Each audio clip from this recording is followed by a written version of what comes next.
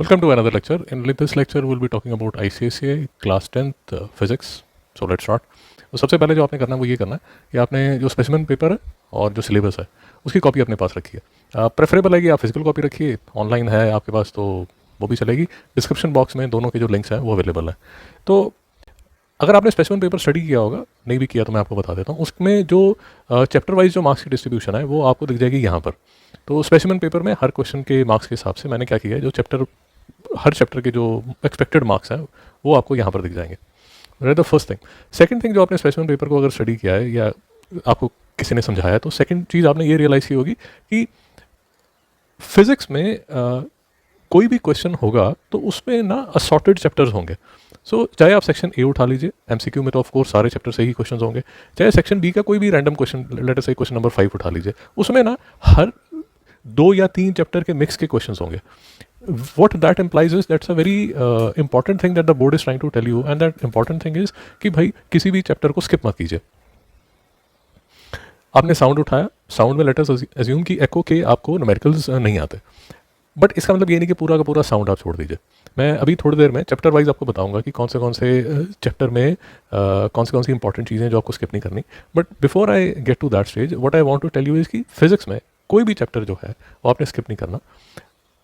कैलरीमेट्री आपने उठाया, कैलरीमेट्री आपको, जो कैलरीमेट्री के न्यूमेरिकल है वो आपको आपसे सॉल्व नहीं होते, तो उसको छोड़ के जो बाकी की चीज़ें वो आप कर लीजिए। न्यूक्लियर फिजिक्स आपने उठाया, कोई एक पर्टिकुलर चीज़ आपको नहीं समझ आती उसको स्किप कर दीजिए, बट बाकी जो चीज़ें हैं उनको पूरे के पूरे चैप्टर को मत छोड़िए। So that is the second thing that you would have realised when you are doing the specimen paper. Of course the third thing that you would have realised is कि there are 2 section, there is a section A, section B. Section A में आपको कोई choice नहीं है, वो तो करना ही करना है, और सेक्शन बी में आपको चॉइस है, वो भी जो चॉइस की बाइफर्केशन है वो भी आपको यहाँ पर मिल जाएगी। सो ये तो बात रही स्पेसिमेन पेपर की। सेकंड जो मैं आपसे बात करना चाहता हूँ वो ये करना चाहता हूँ कि आप, जो मैं आपको बता रहा था कि दूसरा डॉक्यूमेंट जो आपने अपने सामने रखना है वो रखना है सिलेबस। सिलेबस हमारे लिए बड़ा इंपॉर्टेंट इसलिए है क्योंकि आपकी जो भी टेक्स्ट बुक आप फॉलो कर रहे हैं, वो जो टेक्स्ट बुक है उसमें लेट अस अज्यूम आपने कोई एग्जांपल ले लीजिए, इलेक्ट्रिसिटी मैग्नेटिज्म में आपने इलेक्ट्रोमैग्नेटिज्म का चैप्टर खोल लिया। अब इलेक्ट्रोमैग्नेटिज्म को देख के आप डर रहे हैं क्योंकि आपको एसी जनरेटर समझ नहीं आता और एसी मोटर समझ नहीं आता। अब आपका 2023 का जो सिलेबस है उसमें वो दोनों चीज़ें हैं ही नहीं, ना तो एसी मोटर है ना जनरेटर है, मतलब उनका जो डायग्राम, और मतलब अगर आप देख के उसको डरते जा रहे हैं तो वो तो है ही नहीं है। उसमें एक सिंपल सी चीज़ लिखी हुई है कि भाई कंपैरिजन कीजिए एसी और डीसी का। तो जो चीज़ है ही नहीं उसको देख के हमने परेशान नहीं होना। So that is why I am saying कि ये जो 2 डॉक्यूमेंट्स हैं, शुरू में मैं आपको बता रहा हूँ कि ये जो 2 चीज़ें हैं, जो सिलेबस है और जो स्पेसिमेन पेपर है, वो हमारे लिए बहुत बहुत ज़्यादा ज़रूरी है। वो किसी भी सब्जेक्ट में, चाहे आप मैथ्स ले लीजिए, चाहे आप केमिस्ट्री ले लीजिए, जो भी साल का आप एग्ज़ाम दे रहे हैं उस साल के एग्ज़ाम में जो भी सिलेबस है वो आपके सामने होना चाहिए। अब हम क्या करेंगे, अब चैप्टर वाइज मैं आपको लेके जाऊंगा, हर चैप्टर के थ्रू लेके जाऊंगा और आपको बताऊंगा कि कौन से जो टॉपिक्स हैं उसमें जो कौन से टॉपिक्स ईजी हैं, कौन से थोड़े से डिफिकल्ट हैं, और कौन से जो हैं वो इंपॉर्टेंट हैं। आप करना चाहें तो कर सकते हैं, मतलब अगर इजी है तो आप कर सकते हैं, और अगर डिफिकल्ट लगता है और आपको समझ नहीं आता तो उसको स्किप कीजिए। There is another, before we start in detail, there is a third thing that I want to tell. तीसरी चीज़ ये है कि हर स्टूडेंट का अपना अपना एक इंक्लिनेशन होता है। So for example, there would be a student जिसको न्यूक्लियर फिजिक्स बड़ी अच्छी लगती है, देयर इज अ स्टूडेंट जिसको हीट बड़ा लॉजिकल लगता है, देयर इज अ स्टूडेंट जिसको लाइट बड़ा लॉजिकल लगता है। तो आपको ये देखना पड़ेगा कि मेरा कौन से चैप्टर में कौन सा चैप्टर है जो मुझे ऑटोमेटिकली समझ आता है। कई बच्चों को वर्क पावर एनर्जी हो सकता है वो जल्दी समझ आता हो, तो अब आपका जो पर्सनल इंक्लिनेशन है उसको भी प्लीज़ दिमाग में रखिए, और वो चैप्टर ऑफ कोर्स थोड़ा ज़्यादा अच्छी तरह कीजिए। So let's start. मैं चैप्टर वाइज आपको स्टार्ट करके हर चैप्टर में जो इंपॉर्टेंट चीज़ें हैं वो आपको तो जो फर्स्ट टॉपिक जो हम कर रहे हैं, जो फर्स्ट सेक्शन हम कर रहे हैं वो force, work, power and energy कर रहे हैं। उसमें जब हम मूवमेंट का चैप्टर करते हैं तो मूवमेंट के चैप्टर में एक तो जब उसमें स्पेसिफिकली लिखा हुआ है कि CGS और SI यूनिट्स, आपको पता होगा स्पेसिमेन पेपर में एक जो फर्स्ट या आई थिंक सेकंड क्वेश्चन जो है वो मूवमेंट ऑफ फोर्स के ही CGS और SI यूनिट्स के बेस पे ही क्वेश्चन है। तो मूवमेंट का सिंपल सा फॉर्मूला और उसके CGS और SI यूनिट्स हमें पता होने चाहिए, एग्जाम्पल्स पता होने चाहिए, इक्विलिब्रियम में बॉडी अगर है तो उसके क्या क्या फैक्टर्स हैं वो हमें पता होना चाहिए। यहाँ पर एक न्यूमेरिकल बनता है मूवमेंट ऑफ फोर्स का, सिंपल न्यूमेरिकल बनता है। एक बात याद रखिए कि जब भी आपके जो भी न्यूमेरिकल है वो टफ न्यूमेरिकल नहीं है। सो ज़रूरत से ज़्यादा टफ न्यूमेरिकल्स करने की कोशिश मत कीजिए। What the board is trying to tell you is कि भाई कंसेप्ट क्लियर होना चाहिए, एटलीस्ट फॉर्मूला आना चाहिए। उनको कोई जेई का एग्जाम नहीं दे रहे, आप आईआईटी का एग्जाम नहीं दे रहे, तो व्हाट दे वांट इज कि सिंपल एप्लीकेशन पे आप न्यूमेरिकल सॉल्व कर पाएँ। तो मोमेंट ऑफ फोर्स पे भी अगर आपने स्पेसिमेन पेपर भी देखा होगा तो उसमें भी उन्होंने सिंपल ही न्यूमेरिकल दिया। इसमें एक मीटर स्केल पे बेस्ड न्यूमेरिकल्स आ जाते हैं जो कई बार बच्चों को टफ लगता है।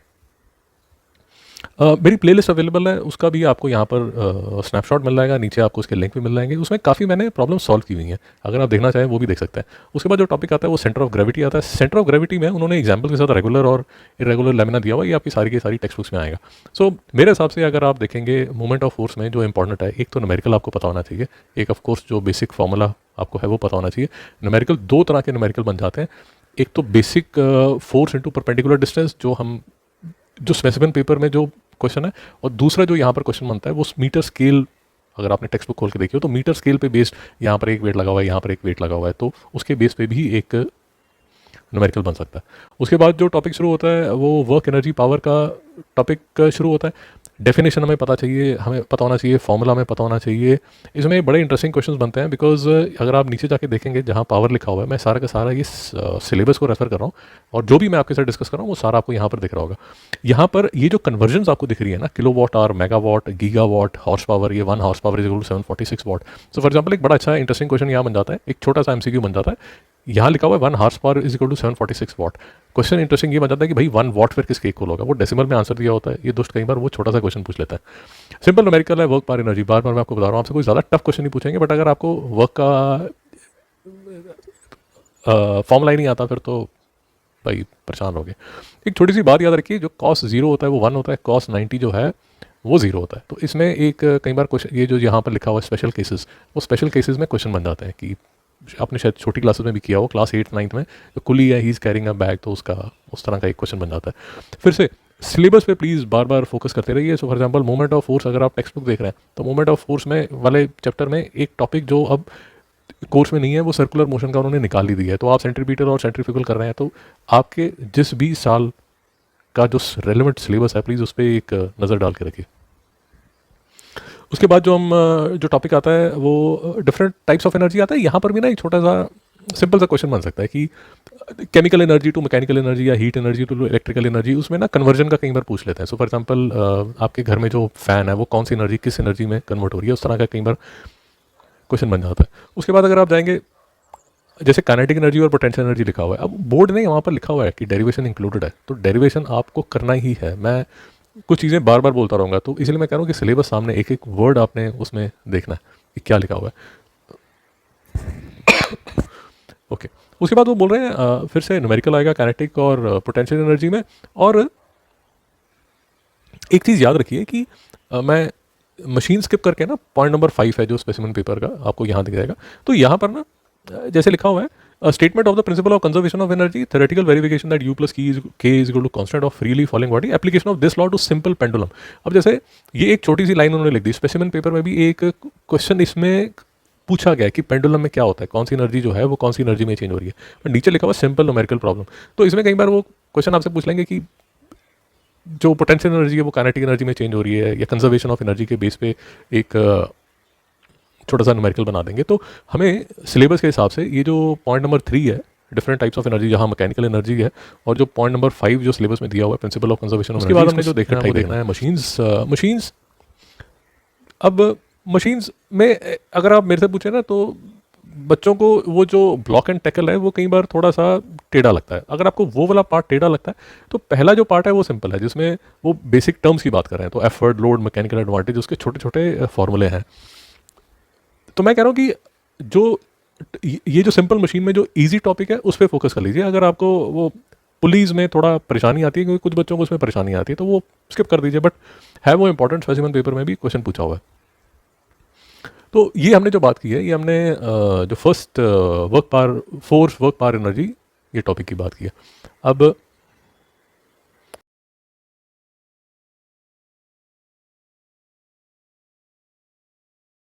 इसके बाद जो हम बात शुरू करते हैं वो शुरू करते हैं लाइट की। तो लाइट में पहले तो हमें जो सिंपल फार्मूला जो है रिफ्रैक्शन के जो फार्मूले हैं वो हमें पता होना चाहिए, जो स्नेल्स लॉ है उसका हमें पता होना चाहिए। अब उसमें भी कई बार थोड़ा सा वो आपसे क्वेश्चन पूछ लेंगे कि जो एक तो आप रिफ्रैक्टिव इंडेक्स लिख सकते हो sine I by sine R, दूसरा जो रिफ्रैक्टिव इंडेक्स आप लिख सकते हो वो in terms of velocity of light in various medium, उसके हिसाब से भी एक रिफ्रैक्टिव इंडेक्स का फॉर्मूला बन जाता है, तो वो भी हमें पता होना चाहिए। अगर आपने फिर से स्पेसिमेन पेपर अगर आपने स्टडी किया हुआ है तो उसमें refraction through glass block lateral displacement पे उन्होंने एक क्वेश्चन पूछा हुआ है। तो मैं आपको सिर्फ ये बताने की कोशिश कर रहा हूँ कि जो लाइन सिलेबस में लिखी हुई है उस पे क्वेश्चन बोर्ड पूछ सकता है, please be ready for it. तो एक एक वर्ड को ध्यान से पढ़िए, जो भी चैप्टर आपको इंटरेस्टिंग लगता है, और उसको स्किप मत कीजिए, क्योंकि इशू क्या है, मैं आपको एक कोर इशू बताता हूँ। क्योंकि टेक्स्ट बुक में काफ़ी चीज़ें उन्होंने काफ़ी चीज़ें फैला के लिखी हुई हैं, तो वो जो चीज़ें जो कि सिलेबस में है ही नहीं है उनको मत छोड़िए, बट जो सिलेबस में लिखा हुआ है वो टॉपिक हमने बिल्कुल ध्यान से पढ़ना है। So for example let us assume कि इसमें लिखा हुआ है multiple images in thick glass plane mirror plate mirror, तो ये क्वेश्चन पूछा जा सकता है, इसके एक स्वीट सा क्वेश्चन बन जाएगा, आपसे पूछ लेंगे। फिर वो बात कर रहे हैं real and apparent depth of objects and apparent bending of stick under water. अब इसमें सिंपल न्यूमेरिकल बनते हैं, छोटा सा फॉर्मूला है। अगर आप प्रैक्टिस करना चाहते हैं फिर से प्लेलिस्ट अवेलेबल है, यहाँ प्लेलिस्ट आपको दी जाएगी, उस प्लेलिस्ट से आप न्यूमेरिकल्स कर सकते हैं। उसके बाद टोटल इंटरनल रिफ्लेक्शन आता है, क्रिटिकल एंगल आता है, इसका आपको पता होना चाहिए। एप्लीकेशन जो ऑफ टोटल इंटरनल रिफ्लेक्शन, ये हमें समझ आने चाहिए। एक फॉर्मूला बनता है रिफ्रैक्टिव इंडेक्स का इन terms of sine of critical angle. तो ये जो रिफ्रैक्टिव इंडेक्स है, ये रिफ्रैक्टिव इंडेक्स के 3-4 फॉर्मूले बनते हैं, वो मैंने एक अलग से लेक्चर बनाया हुआ है, छोटा सा लेक्चर है, उसके 3-4 तरह के जो रिफ्रैक्टिव इंडेक्स के फॉर्मूले हैं वो आप इस लेक्चर में रेफर कर सकते हैं। ओके, अच्छा टॉपिक बनता है essential conditions for total internal reflection.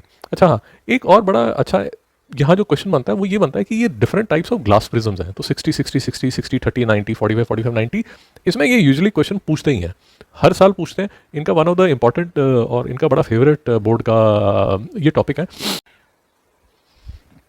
तो ये बोर्ड का बड़ा फेवरेट टॉपिक है। तो आप बेटर है कि प्रीवियस ईयर पेपर्स देख लीजिए। प्रीवियस ईयर पेपर्स में आपको इस तरह के diagram based angle of prism के बेस पे आपको काफ़ी क्वेश्चंस मिल जाएंगे। उसके बाद एक और इंपॉर्टेंट यहाँ टॉपिक बनता है comparison of total internal reflection from a prism and reflection from a plane mirror. तो बेसिकली अगर प्रिज्म में टोटल इंटरनल रिफ्लेक्शन हो रही है और प्लेन मिरर में हो रही है तो इसका एक टॉपिक है, आपको टेक्स्ट बुक मिल जाएगा, आप उसको देख सकते हैं। ओके, नेक्स्ट लेंसेज है। लेंसेज ऑफ कोर्स बहुत इंपॉर्टेंट है। लेंसेज इसलिए इंपॉर्टेंट है क्योंकि इसमें आपको जितने भी हमारे केसेस हैं, जो 6-7 हमारे केसेस हैं कि ये मेरा लेंस है, इसको मैं रेडियस पे रख रहा हूँ, मतलब सेंटर ऑफ कर्वेचर पे रख रहा हूँ या फोकल लेंथ में लग रहा हूँ, इसकी इमेजेस बनानी हमें आनी चाहिए। इसके बेस पे जो न्यूमेरिकल्स बनते हैं वो भी हमें अच्छी तरह आने चाहिए। और मेरी आपसे सजेशन है कि सिंपल न्यूमेरिकल्स फिर से कीजिए, उल्टे सीधे जाके ढूंढ के न्यूमेरिकल्स मत कीजिए, फॉर अ सिंपल रीजन कि जो टेढ़े वेढ़े जो न्यूमेरिकल्स हैं वो आप जब क्लास 12th में जाएंगे, अगर आप सीबीएसई बोर्ड में हैं तो सीबीएसई बोर्ड में अगर आप क्लास 12th में लेंगे तो क्लास 12th में फिर से ये जो टॉपिक है ये फिर से आएगा, तो वहाँ पर वो डिटेल में आपसे क्वेश्चन पूछेंगे। तो अभी टाइम पास करने की जरूरत नहीं है, सिंपल क्वेश्चन कर लीजिए। अगर आप इमेजेस बना सकते हैं और सिंपल जो फॉर्मूला अपना 1/v - 1/u = 1/f, या फिर एक थोड़ा सा मैं आपके साथ, कई बार लोगों को जनता को साइन कन्वेंशन में थोड़ी सी प्रॉब्लम आ जाती है, वो शायद आपके टीचर ने भी बताया हो। तो उसमें सिर्फ जो साइन कन्वेंशन है वो बड़ी लॉजिकल है, बिकॉज वो जो साइन कन्वेंशन फॉलो कर रहे हैं वो साइन कन्वेंशन वैसे ही फॉलो कर रहे हैं जैसे हम एक्स और वाई एक्सिस बनाते हैं अपने मैथ्स में। तो जैसे positive direction of x axis जो है, उसी तरह लाइट अगर पॉजिटिव डायरेक्शन में जा रही है तो उसको पॉजिटिव माना जाता है। उसी तरह वाई एक्सिस की जो पॉजिटिव डायरेक्शन है और वाई एक्सिस की जो नेगेटिव डायरेक्शन है, उसकी जो लाइट की जो साइन कन्वेंशन है वो हमारे मैथ्स की एक्स और वाई एक्सिस की ही साइन कन्वेंशन है। अगर आपको नहीं समझ आता तो जो मैं अभी कह रहा हूँ उसको ज़रा रिवाइंड करके आप समझ सकते हैं। तो यहाँ पर जो बातें चल रही हैं, जो इंपॉर्टेंट जो क्वेश्चंस बनते हैं वो क्वेश्चंस बनते हैं कि हमें एक तो रे डायग्राम्स बनानी आनी चाहिए और हमें न्यूमेरिकल आना चाहिए। न्यूमेरिकल आप तभी कर पाएंगे अगर आपकी साइन कन्वेंशन अच्छी है। और साइन कन्वेंशन के लिए जो मैंने आपको सजेशन दिया वो एक बार सोचने की कोशिश कीजिए कि वो जो साइन कन्वेंशन है उसको मान के चलिए कि वो मैथ्स की ही साइन कन्वेंशन है। ओके, उसके बाद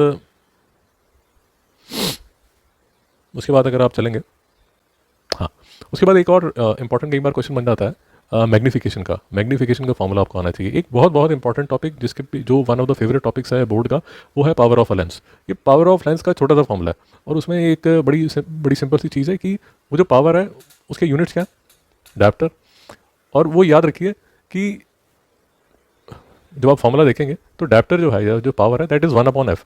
और वो जो फोकल लेंथ ली जाती है वो मीटर में ली जाती है, वो सेंटीमीटर में नहीं ली जाती। ये एक अनदर टिप मैं आपके साथ शेयर कर रहा हूँ। अब जैसे फिर से कमिंग बैक टू, मैं आपको क्यों कह रहा हूँ कि सिलेबस को बार बार सिलेबस को क्यों बार बार मैं रेफर कर रहा हूँ। अगर आप यहाँ लिखेंगे देखेंगे तो वो आपको बोल रहे हैं कि भाई मैग्नीफाइंग ग्लास और सिंपल माइक्रोस्कोप हमें चाहिए, बट उसमें वो कह रहे हैं कि sir formula and numerical problem not included. उसका मतलब ये हुआ कि आपको सिंपल माइक्रोस्कोप और सिंपल मैग्नीफाइंग ग्लास जो है उसका कंसेप्ट समझ आना चाहिए, उसका फॉर्मूला और न्यूमेरिकल प्रॉब्लम करने की जरूरत नहीं है जो कि आपकी टेक्स्ट बुक में शायद दिया होगा, तो वो नहीं हमने करना। यहाँ पर एक बहुत ही इंपॉर्टेंट टॉपिक, जैसे फिर से छोटा सा टॉपिक लिखा हुआ उन्होंने, छोटी सी लाइन लिखी हुई है बट इसमें क्वेश्चन कई बार आ जाते हैं। एप्लीकेशन ऑफ लेंसेज, तो अलग अलग तरह के जो लेंसेज हैं वो कहाँ कहाँ यूज़ होता है, ये एक इंपॉर्टेंट टॉपिक है, इस पर क्वेश्चन बनते हैं। इसमें 2022 में क्वेश्चन बने थे। ओके, उसके बाद आप आ जाएंगे स्पेक्ट्रम में। स्पेक्ट्रम में अगर आप ध्यान से देखते हैं तो स्पेक्ट्रम में एक तो पहले, before I forget, I will try to mention this now, कि properties and uses of infrared and ultraviolet radiation उन्होंने लिखा हुआ है बुक में। अगर आप देखेंगे तो उन्होंने प्रॉपर्टीज और यूजेस पता नहीं हर चीज़ की लिखी हुई है, बट हमें सिलेबस के हिसाब से, इस साल के सिलेबस के हिसाब से, properties and uses of infrared and ultraviolet radiation, ये सिर्फ इन दो रेडिएशंस की प्रॉपर्टीज और यूजेस कीजिए, दुनिया भर की फालतू की चीज़ें मत कीजिए। अच्छा, इसमें भी अगर आपने देखा होगा स्पेसिमेन पेपर में एक बड़ा टेढ़ा सा उन्होंने क्वेश्चन पूछा था, इसी पे स्पेक्ट्रम पे बेस्ड था, जिसमें उन्होंने स्पीड की बात की है। आई थिंक वॉयलेट, इंडिगो, विबजर में जो हमारे हैं, तो स्पीड और डेविएशन का क्या लिंक है वो हमें पता होना चाहिए। ओके, हाँ, अब जैसे उन्होंने लिख दिया broad classification, names only arranged in order of increasing wavelength, वो हमें पता होना चाहिए। हाँ, एक और इंपॉर्टेंट टॉपिक जो मैं आपको बताना चाहता हूँ इसमें, deviation produced by a triangular prism. अब फिर से इस बार के जो स्पेसिफिक पेपर है उसमें उन्होंने डिविएशन के बेस पे, मतलब जो कलर है वो कितना डिविएटेड होता है, उस हिसाब से भी क्वेश्चन पूछा। अब एक इंटरेस्टिंग चीज़ अगर आपने स्पेसिफिक पेपर में देखी होगी, बात सिंपल है, उन्होंने पूछा आपसे डिविएशन है, बट उन्होंने जो प्रिज्म है उसको टेढ़ा कर दिया। अगर आप स्पेसिफिक पेपर देखेंगे, मैं एक फोटो आपको दिखाऊंगा, यूजुअली हमारी बुक में ऐसे करके प्रिज्म दिखाई जाती है, बट स्पेसिफिक पेपर में उन्होंने क्या किया, जो प्रिज्म है उसको टेढ़ा कर दिया और फिर आपसे डिविएशन पूछ रहे हैं। तो ये जो छोटी छोटी चीज़ें, इनको देख के हमने घबराना नहीं है, सेम ही चीज़ है। अगर आपने उसको कंसेप्ट को पकड़ लिया है तो आपको कोई परेशानी नहीं होने वाली। तो नेक्स्ट जो टॉपिक हम बात करने वाले हैं वो साउंड के बारे में बात करने वाले हैं। साउंड में दो तरह के क्वेश्चन बन जाते हैं, एक तो न्यूमेरिकल बन जाता है, जो एक न्यूमेरिकल बनता है एको का, जो कि इस बार स्पेसिफिक में पूछा हुआ है और यूजुअली पूछ लिया जाता है। जो दूसरा पूछा जाता है वो पूछा जाता है सब्जेक्टिव क्वेश्चन। अब जो सब्जेक्टिव क्वेश्चन है उसमें दो तरह के सब्जेक्टिव क्वेश्चन बन जाते हैं। ये जो चैप्टर है बहुत शॉर्ट एंड स्वीट चैप्टर है, आप 2-3 बार पढ़ेंगे और किसी का भी वन शॉट लेक्चर देख लेंगे तो आपकी गाड़ी निकल जाएगी। तो न्यूमेरिकल का तो मैंने आपको बता दिया। उसके बाद एको में ही एक और जो सब्जेक्टिव क्वेश्चन बन जाता है वो बन जाता है, जैसे यहाँ पर लिखा हुआ है, uses of echoes by bats, dolphin, fisherman, medical field and sonar, इस पे क्वेश्चन बन जाता है। फिर उन्होंने आपसे natural vibration, damped vibration, force vibration, resonance, as a simple case of force vibration, इसका सिंपल एप्लीकेशन और मीनिंग, इनमें जो डिफरेंस है वो एक बार जो कंसेप्ट है वो क्लियर कर लीजिए, क्योंकि इस पर भी क्वेश्चन बन जाता है। फिर loudness, pitch and quality of sound, ये बोर्ड का फेवरेट टॉपिक है, इस पे यूजुअली एक क्वेश्चन बनता है। और अगर आप सिलेबस में देखेंगे तो उसमें फैक्टर्स अफेक्टिंग देम ओनली भी लिखा हुआ है। तो फिर से मैं आपको बता रहा हूँ, जो टेक्स्ट बुक में इधर उधर की चीज़ें हैं वो मत देखिए। अगर कोई फॉर्मूला लिखा हुआ है साउंड में जो कि हमें जिसकी ज़रूरत ही नहीं है, क्योंकि इसमें कोई फॉर्मूले की बात ही नहीं हो रही है, तो वो सिर्फ आपसे बात करें कि भाई डेफिनेशन बता दीजिए और फैक्टर्स बता दीजिए about loudness, pitch and quality.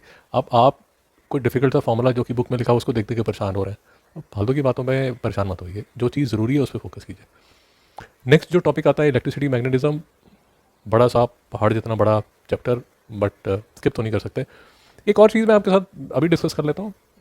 देखिए, अगर आप 11th और 12th में भी साइंस लेने वाला है, साइंस में आप चाहे मेडिकल ले लीजिए चाहे नॉन मेडिकल ले लीजिए, ये जो क्लास 10th की आपकी फिजिक्स की बुक है, आईसीएसई की बुक है, in a way you guys are lucky, because आपके पूरे 11th 12th का जो बेस है वो सारा का सारा इसी बुक पे बनने वाला है। तो मेरी आपसे रिक्वेस्ट है, अगर फॉर सम रीज़न अगर आपकी क्लास 10th फिजिक्स के फंडे क्लियर नहीं है, तो आपके जब बोर्ड के पेपर कंप्लीट हो जाएंगे तो इसी बुक को एक बार अच्छी तरह पढ़ लीजिए। इसको मतलब जिसको बोलते हैं ना एकदम घोल के पीट कीजिए, बिकॉज यही जो एक एक चीज़ है, यही 11th 12th में आप रियलाइज़ करेंगे कि हर चीज़ दोबारा आपसे पूछी जाएगी। तो for some reason let us assume कि या तो पूरे चैप्टर्स ही आपको, मतलब पूरी की पूरा क्लास 10th में फिजिक्स भी आपको समझ नहीं आई, या लेट अस अज्यूम एक पर्टिकुलर चैप्टर था जो आपका हल्का रहेगा, जो आप ज़्यादा प्रिपेयर नहीं कर पाए। तो मेरी आपसे ये रिक्वेस्ट है कि जब आपके बोर्ड के पेपर कंप्लीट हो जाए तो उस चैप्टर को दोबारा एक बार रिव्यू कर लीजिए। तो electricity and magnetism, in electricity and magnetism में ऑफकोर्स ओम्स लॉ इंपॉर्टेंट है। इंटरनल रेजिस्टेंस कई बार बच्चे स्किप कर जाते हैं, आपने स्किप नहीं करना, क्योंकि अगर आप सिलेबस में आगे पढ़ेंगे तो उन्होंने लिखा हुआ है कि simple network of resistance including not more than 4 external resistance, internal resistance may be included. तो इंटरनल रेजिस्टेंस इंपॉर्टेंट है, आपने उसको स्किप नहीं करना, और बहुत ही सिंपल सा फंडा है। मैं आपको पहले भी बोल चुका हूँ, मैं आपको फिर से बोल रहा हूँ। अब जैसे बच्चे क्या करते हैं क्लास 10th में, अजीबोगरीब मुश्किल प्रॉब्लम रेजिस्टेंसेस की सॉल्व करने की कोशिश करते हैं। भाई वो करने की कोई ज़रूरत नहीं है। आपसे बोर्ड जो है क्लास 10th में सिंपल, क्या आप पैरेलल और सीरीज़ के न्यूमेरिकल कर सकते हैं, बस वही पूछ रहा है। ढूंढ के डिफिकल्ट क्वेश्चन मत कीजिए। और मैं आपको इसलिए वॉर्न कर रहा हूँ बिकॉज डिफिकल्ट क्वेश्चन आपको मार्केट में बहुत मिलेंगे। क्यों मिलेंगे, उसका रीज़न ये है कि क्लास 12th में इलेक्ट्रिसिटी फिर से आती है। अब वहाँ तो जेई लेवल के क्वेश्चन आपसे पूछेंगे। अब किसी पब्लिशर ने वो जेई की प्रॉब्लम, जो कि एक्चुअल में क्लास 12th की प्रॉब्लम है, वो डाल दी यहाँ नीचे, और आप उसके साथ भिड़ के डिफिकल्ट सर्किट्स आप सॉल्व कर रहे हैं, और जो सिंपल रेजिस्टेंस, जो इंटरनल रेजिस्टेंस है, वो आपको समझ नहीं आती, तो टाइम पास मत कीजिए। फिर से अगर आप इसको फाइनली अगर सिलेबस को पढ़ेंगे तो आपसे बोल रहा है graph of V versus I and resistance from slope. ये स्पेसिमेन पेपर में क्वेश्चन आपसे पूछा गया, इंपॉर्टेंट टॉपिक है। Ohmic and non ohmic resistors, इस बहुत ही इंपॉर्टेंट टॉपिक है, इस पे चीज़ें पूछी जाती हैं। सुपर कंडक्टर्स, इस पे एक एमसीक्यू या एक छोटा सा क्वेश्चन आपसे पूछा जा सकता है। अब जैसे यहाँ वो लिख रहे हैं कि फैक्टर्स अफेक्टिंग रेजिस्टेंस की, भाई रेजिस्टेंस का जो हमारा फॉर्मूला है R is equal to rho L by A. अब उसमें तो वो रो एल बाई ए, उसी को देख के आपको पता चलेगा कि कौन से फैक्टर्स हैं जो कि रेजिस्टेंस को अफेक्ट करते हैं। तो रेजिस्टेंस को जो फैक्टर्स अफेक्ट करते हैं वो प्लीज आपको पता होना चाहिए।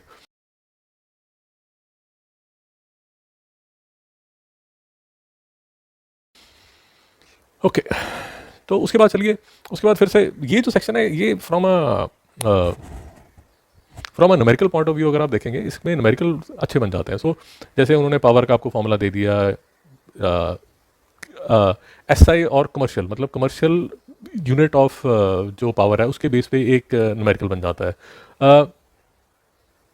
House hold consumption of electrical energy, इस पे एक न्यूमेरिकल बन जाता है। तो ये वाला जो सेक्शन है ना, इलेक्ट्रिक पावर एंड एनर्जी, ये from a numerical point of view अगर आप देखेंगे तो थोड़ा इंपॉर्टेंट बन जाता है। ओके उसके बाद आता है हाउस होल्ड सर्किट्स। अब हाउस होल्ड सर्किट्स में भी कुछ चीज़ें जो हैं जो कि काफ़ी इंटरेस्टिंग है और इंपॉर्टेंट भी हैं। मैं आपको बता देता हूँ, जैसे कलर कोडिंग ऑफ वायर्स है, ये आपको पता होना चाहिए। इसमें एक ईजी सेट जो क्वेश्चन बनता है वो सेफ्टी प्रिकॉशन का बड़ा ईजी सा क्वेश्चन बनता है। Conventional location of live neutral and earth points and 3 pin plugs and sockets. अब एक चीज़ और जो आपको दूसरे भी अगर आपने वीडियोस देखा हो तो आपको बोलते होंगे कि भाई प्रीवियस ईयर क्वेश्चंस कर लीजिए, प्रीवियस ईयर क्वेश्चंस कर लीजिए। वो प्रीवियस ईयर क्वेश्चंस करने का फायदा ये होता है कि जैसे मैंने आपको बोला conventional location of live neutral and earth power in 3 pin plugs and sockets. अब इसमें किस तरह के क्वेश्चंस बनते हैं, वो क्वेश्चंस आप तभी कर पाएंगे अगर आपने किस तरह के क्वेश्चंस बनते हैं वो आपको तभी पता चलेंगे अगर आपने प्रीवियस ईयर पेपर्स देखे हो। तो तभी आपको रिकमेंडेड किया जाता है कि यार टॉपिक उठाइए और टॉपिक में देखिए कि इस पे क्वेश्चंस बोर्ड बनाता कैसे है। ओके तो जैसे उसने आपको लिख दिया कि भाई अब जैसे वो हाउस वायरिंग के बारे में बात कर रहा है, तो वो बोल रहा है कि भाई उसमें कोई जो डायग्रामेटिक रिप्रेजेंटेशन है जो शायद आपकी टेक्स्ट बुक में दी हुई है वो आपसे नहीं पूछ रहा। फ्यूजेस के बारे में समझ लीजिए, अर्थिंग के बारे में समझ लीजिए। इस बार कुछ चीज़ें उन्होंने निकाली हुई हैं उसके बारे में, वो चीज़ें आप मत कीजिए। ओके और फिर आगे चलेंगे तो उसके बाद जो मैग्नेटिज्म है, मैग्नेटिज्म में भी जो यूजुअल जो क्वेश्चन बनते हैं वो डायग्राम बेस्ड क्वेश्चन बनते हैं। वो डायग्राम बेस्ड क्वेश्चन का मतलब ये होता है कि वो आपको मैग्नेट देंगे, वो आपको वायर दे देंगे और फिर आपसे पूछेंगे कि भाई, या उन्होंने कॉम्पस साइड में रखी होगी, उसमें ना डायग्राम बेस्ड क्वेश्चन बनते हैं। और वो डायग्राम बेस्ड क्वेश्चन फिर से मैं आपको बता रहा हूँ वो क्वेश्चन बनते कैसे हैं। वो अगर आप प्रीवियस ईयर बोर्ड पेपर्स देखेंगे तो आपको समझ आएगा वो किस तरह के क्वेश्चन आपसे पूछते हैं। Fleming left hand right hand rule एक क्वेश्चन स्पेसिफिक पेपर में भी था। अब जैसे मैं पहले भी हमारी बात हो चुकी है, फिर से आपसे बात कर रहा हूँ, comparison of AC and DC, अगर उन्होंने अलग से यहाँ पर लिखा हुआ है तो ये इंपॉर्टेंट टॉपिक है। नेक्स्ट जो बनता है वो हीट बनता है। हीट में हम सबको ही पता है कि हीट में जो इंपॉर्टेंट चीज़ बनती रहती है वो एक न्यूमेरिकल है, एक न्यूमेरिकल पक्का ही आना है। यहाँ जो मेन प्रॉब्लम बच्चों को आती है वो ये नहीं समझ आता, वो फेस चेंज में बच्चों को थोड़ी सी प्रॉब्लम आ जाती है। मैं ट्राई करता हूँ आपको समझाने की। I'll spend 2 minutes। तो आप अगर इमेजिन कीजिए कि आपके पास -10 डिग्री सेल्सियस पे आइस है। वो -10 डिग्री सेल्सियस पे जो आइस है वो -10 डिग्री सेल्सियस से आपको उसको लेके जाना है पहले तो 0 डिग्री आइस पे। तो ये वाला जो लेग है ये स्टेज 1 है। ये स्टेज 1 में आप जो यूज़ करेंगे वो यूज़ करेंगे स्पेसिफिक हीट ऑफ आइस। उसके बाद वो जब 0 डिग्री आइस पे आप पहुंच गए तो 0 डिग्री आइस से आपको 0 डिग्री वाटर पे जाना है। जब आप 0 डिग्री आइस से 0 डिग्री वाटर पे जाएंगे तो आपको latent heat of ice use करनी है। उसके बाद जब आप 0 डिग्री वाटर पे पहुंच गए, अब 0 डिग्री वाटर से आप 100 डिग्री वाटर पे पहुंचेंगे पहले। उस टाइम जो आप यूज़ करेंगे वो specific heat capacity of water use करेंगे। और फिर आप 100 डिग्री वाटर पे जब होंगे तो 100 डिग्री वाटर से 100 डिग्री स्टीम पे जाएंगे, तो फिर से आप लेटेंट हीट ऑफ वाटर या लेटेंट हीट ऑफ जो स्टीम है वो आप यूज़ करेंगे। और उसके बाद लेटेंट हीट, उसके बाद आप 100 डिग्री वाटर पे हैं बेसिकली, अब आप स्टीम में चेंज हो चुके हैं, तो 100 डिग्री स्टीम पे है। तो 100 डिग्री स्टीम के बाद जब आप लेट अस अज्यूम 120 डिग्री उस पे जाते हैं, स्टीम पे जाते हैं, तो अब आप जो यूज़ करेंगे वो specific heat capacity of steam use करेंगे। तो the point that I am trying to make is कि जब आप सेम फेज़ में हैं तो स्पेसिफिक हीट कैपेसिटी यूज़ की जाती है। जब फेज़ चेंज हो रहा होता है, तो फॉर एग्जांपल आइस से वाटर में अगर आप जा रहे हैं या वाटर से स्टीम में आप जा रहे हैं, तो उस टाइम लेटेंट हीट यूज़ की जाती है। ये अगर आप मतलब रफ डायग्राम बना के समझने की कोशिश करेंगे, so it will help you a lot. मैं ये सिर्फ उन स्टूडेंट्स के लिए जिनको कि शायद न्यूमेरिकल करने में तकलीफ आती है। बट फिर से एक चीज़ और अगर आप ध्यान से देखेंगे, इसमें बात ये नहीं है कि सिर्फ वो हमेशा आपसे न्यूमेरिकली पूछेंगे। जैसे यहाँ लिखा हुआ है natural phenomena involving specific heat. अब ये आपकी टेक्स्ट बुक में कुछ एग्जांपल्स दिए हुए हैं, तो वो आपको पता होना चाहिए। Consequences of high specific heat of water, अब ये थ्योरेटिकल क्वेश्चन है, ये न्यूमेरिकल क्वेश्चन नहीं है। तो उसी तरह अगर आप लेटेंट हीट के सेक्शन में देखेंगे तो फिर से वो आपसे पूछ रहे हैं कि common physical phenomena involving latent heat of fusion. तो ये जो कॉमन फिजिकल फिनोमिना है या जो कॉन्सिक्वेंसेज हैं, ये तो सब्जेक्टिव क्वेश्चंस हैं। हो सकता है आपका न्यूमेरिकल हीट में ना हो, बट भाई ये जो ये सब्जेक्टिव पार्ट है, ये तो जो सिंपल इंग्लिश है ये तो कर लीजिए।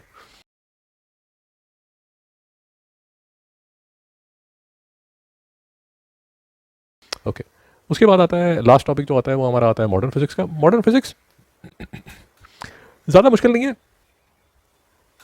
अब तो उन्होंने काफ़ी जो चीज़ें हैं वो और भी सिंपल कर दी हैं, बिकॉज उन्होंने जो फ्यूजन और फिजन है वो वाला जो टॉपिक था वो उन्होंने पूरा का पूरा निकाल ही दिया है। अब यहाँ पर भी बड़े इजी से जो मैं आपको बता देता हूँ, जो इजी क्वेश्चंस बन जाते हैं, जैसे न्यूक्लियर एनर्जी है, working on safe disposal of water, safety measures to be strictly enforce. ये सिंपल सा टॉपिक है, सिंपल इंग्लिश लिखी होगी, इसको स्किप मत कीजिए। अगर बोर्ड का मूड अच्छा है तो हो सकता है इसी पे सेफ डिस्पोजल के भैया 2 फैक्टर्स बता दो, तो आपकी किस्मत अच्छी है तो इसी पे क्वेश्चन आ जाएगा। जैसे ये fall out from nuclear plants and other resources, radio active fall out from, तो फिर से अगर बोर्ड खुश है, मूड अच्छा है, तो आपसे ऐसा क्वेश्चन पूछ लेगा। या जैसे हार्मफुल इफेक्ट का पूछ लिया, सेफ्टी प्रिकॉशन, और मतलब ये जैसे बैकग्राउंड रेडिएशन, यहाँ पर सिर्फ 2 वर्ड लिखे हुए हैं, बट स्पेसिफिक पेपर में एक क्वेश्चन पूछा गया उन्होंने बैकग्राउंड रेडिएशन में। सो इसमें 2 तरह के क्वेश्चन बनते हैं। एक तो ऐसे सिंपल सब्जेक्टिव क्वेश्चन जो मैंने आपसे अभी जो बात की है, और दूसरे जो बनता है वो थोड़ा सा एक छोटा सा न्यूमेरिकल बन जाता है, एक रिएक्शन बन जाता है। वो रिएक्शंस न्यूक्लियर रिएक्शंस के, आप मैंने एक बड़ी अच्छी एक वीडियो बनाया हुआ है, अगर आप देखना चाहते हैं यहाँ पर आप ये आपको वीडियो दिख जाएगा। इसमें लास्ट ईयर बोर्ड पेपर्स में जो भी इक्वेशन बेस्ड उन्होंने आपसे क्वेश्चन पूछे हुए हैं, तो वो सारे के सारे आपको यहाँ नजर आ जाएंगे। So I hope this lecture was useful for you, आपने इससे कुछ सीखा, और I hope you do well in your final boards exam. Thank you.